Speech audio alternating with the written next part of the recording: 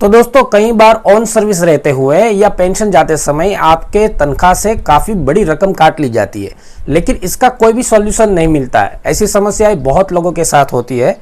आज हम आपको एक वीडियो दिखाएंगे जिसमें एक्स ग्रुप के सूबेदार साहब, इनके साथ भी ऐसा ही हादसा हुआ, लेकिन इन्होंने इस समस्या के ऊपर चुप्पी नहीं साधी, बल्कि अपनी हिम्मत दिखाते हुए अपने हक के लिए सुप्रीम कोर्ट तक लड़ाई की। तो सैनिक मंत्रा आपको एक मीडिएटर प्लेटफॉर्म प्रोवाइड कर रहा है जहां पर आप अपनी समस्याओं को वीडियो बनाकर भेज सकते हैं। अगर आपकी कोई समस्या है या फिर आपके कोई कॉम्प्लीमेंट्स है या फिर आपके पास कोई वेलफेयर ऑर्गेनाइजेशन से रिलेटेड इंफॉर्मेशन है, वो सारी जानकारी आप इस प्लेटफॉर्म के माध्यम से दूसरों के साथ शेयर कर सकते हैं। अगर आप समस्या शेयर करते हैं तो इस वीडियो को हजारों लोग देखते हैं। सभी लोगों के पास, सभी फौजी भाइयों के पास अलग अलग प्रकार का नॉलेज है, उनमें से कोई ना कोई आपको अच्छा सजेशन देख के आपकी समस्या का हल निकाल सकता है। उसी हिसाब से अगर आपके पास कोई वेलफेयर की बात है तो अगर आप इस प्लेटफॉर्म के माध्यम से वीडियो बनाकर देते हैं तो आपकी वेलफेयर की बात सभी लोगों तक पहुंचती है, क्योंकि एक फौजी की मदद दूसरा फौजी ही कर सकता है, एक फौजी को दूसरा फौजी ही काम आ सकता है। तो आशा करते हैं कि सैनिक मंत्रा के इस प्रयास को आप स्वीकार करेंगे। अब एक बहुत ही इंपॉर्टेंट वीडियो मैं आपको दिखाऊंगा जिसमें सूबेदार साहब ने खुद ही वीडियो बनाकर हमको भेजा है, और आपके साथ भी ऐसी कुछ ना कुछ समस्या होगी तो मैं उनका नंबर भी डिस्प्ले करूंगा, जिस वजह से आप उनसे कॉन्टेक्ट कर पाए, आपस में बातचीत करके एक दूसरे से नॉलेज ले पाए, और उनकी समस्या का कोई समाधान है तो आप सजेशन जरूर दीजिए कॉमेंट्स के माध्यम से, ईमेल के माध्यम से या फिर उनके नंबर पर कांटेक्ट करके। हाय फ्रेंड्स, मेरा नाम सूबेदार AIG Srinivas S, retired from regiment of artillery, 31 मई 2019। मैं सैनिक मंत्रा परिवार के यूट्यूब चैनल में जो आने वाला टाइम पर पेंशन आने वाला defence person plus government servant और जो पेंशन आया हुआ गवर्नमेंट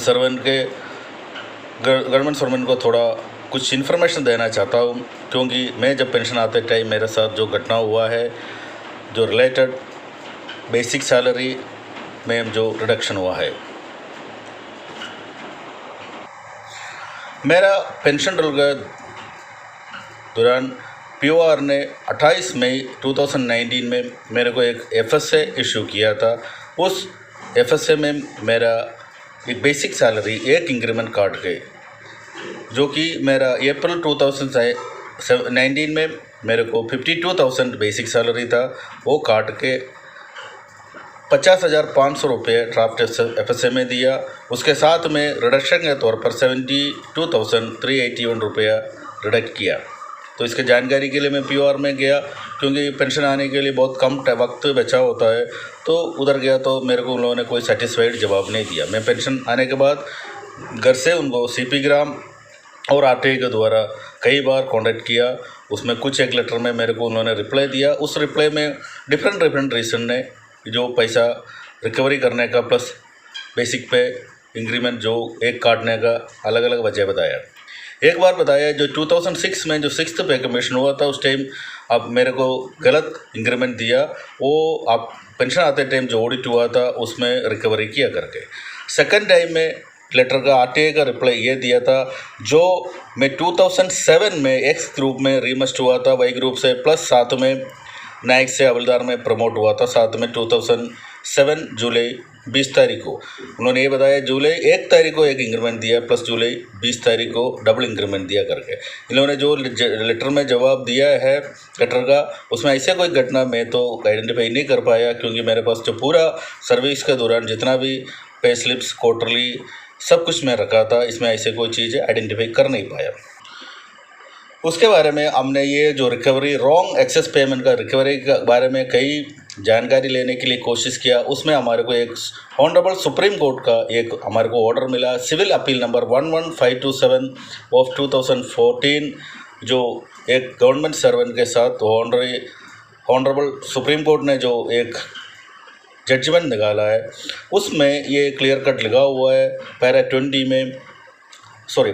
में, सब पैरा 2 और 3 में, जो 1 साल का अंदर पेंशन आने वाला जो भी रॉन्ग एक्सेस पेमेंट दिया वो नहीं रिकवर कर सकता, प्लस 5 साल के पुराना जो भी रॉन्ग एक्सेस पेमेंट और रिकवरी नहीं कर सकता करके ऑनरेबल सुप्रीम कोर्ट ने जो क्लियर कट ये जो सिविल अपील नंबर 11527 ऑफ 2014 का जजमेंट में दिया हुआ है।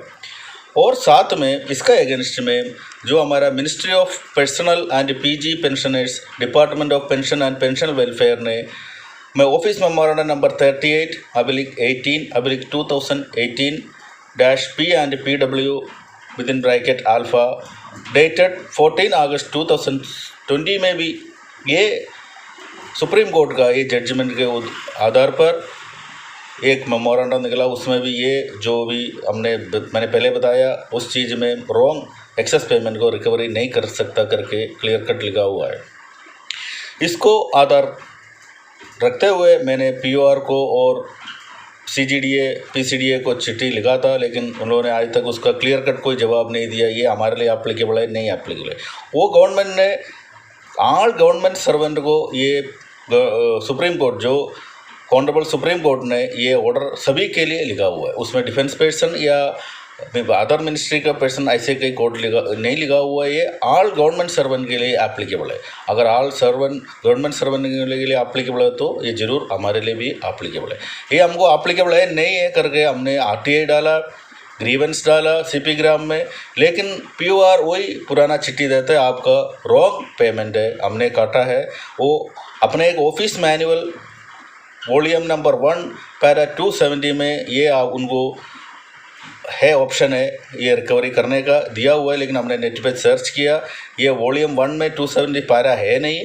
प्लस फिर ज़्यादा जानकारी लिया तो ऑफिस वॉल्यूम 2 में 270 है, लेकिन उसमें भी ये कोई क्लियर मेंशन नहीं किया हुआ था। ये सुप्रीम कोर्ट का अगेंस्ट में भी 5 साल से पुराना हो, पेंशन जाते टाइम हो, उसमें इतना ही लिखा हुआ है पेंशन जाने वाले को कोई भी एक्सेस पेमेंट है तो रिकवरी कर सकता है करके। लेकिन ये सुप्रीम कोर्ट का ऑनरेबल सुप्रीम कोर्ट का भी ऑर्डर को भी डिसोबे करने का कार्रवाई ये पीओआर करता है।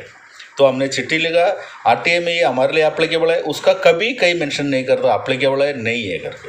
तो कृपया ऐसे कोई केस किसी के साथ हुआ तो कृपया हमारे साथ उनका जो प्रॉब्लम है सॉल्व करें, और अगर हमको कोई हेल्प कर सकता है तो बहुत बढ़िया होगा। मेरा पर्सनल नंबर 9495873430। धन्यवाद।